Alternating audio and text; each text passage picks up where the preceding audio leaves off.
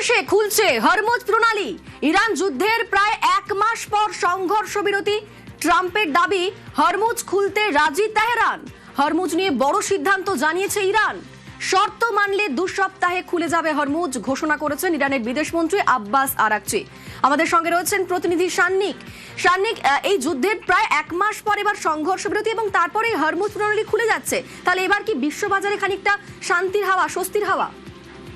দেখো, বিশ্বের অর্থনীতির ক্ষেত্রে একটা অক্সিজেনের ঝলক বলাই যেতে পারে। তার কারণ হরমুজ প্রণালী বন্ধ থাকায় অন্তত বিশ্ববাজারে তার সরাসরি প্রভাব পড়েছিল, সেটা একেবারে স্পষ্ট। আমাদের মতো দেশেও কিন্তু যেভাবে জ্বালানির একটা সংকট তৈরি হওয়ার দিকে যাচ্ছিল, হরমুজ প্রণালী পুরোপুরি খুলে যাওয়ায় সেই জায়গায় কিন্তু অনেকটাই স্বস্তি দেবে সেটা বিশ্ববাজারকে, তেমনটাই বিশেষজ্ঞরা মনে করছেন। তবে এখনো পর্যন্ত যেটা বলা হয়েছে, ট্রাম্পের তরফে বলা হয়েছে 2 সপ্তাহের সংঘর্ষ বিরতি, তাও হরমুজ প্রণালী খুলে দেওয়ার এই সিদ্ধান্ত যখন তাদেরকে ইরান জানিয়েছে, তারপরেই আমেরিকা সংঘর্ষ বিরতি করেছে বলে একদিকে যেমন ডোনাল্ড ট্রাম্প দাবি করছেন, পাশাপাশি ইরানও কিন্তু পাল্টা দাবি করেছে যে 2 সপ্তাহের মধ্যে যদি সমস্ত শর্ত মেনে নেওয়া হয় তবেই এই হরমুজ প্রণালী খোলা থাকছে।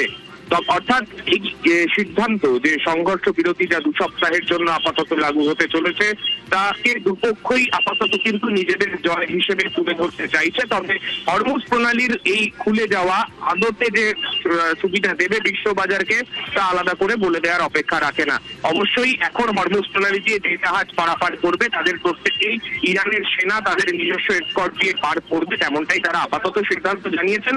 তবে পরবর্তীতে কতদিন এই প্রণালী খোলা থাকে বা এই শান্তি কতদিন চলে, সেই দিকে কিন্তু বিশ্বের অর্থনীতি আপাতত তাকিয়ে রয়েছে।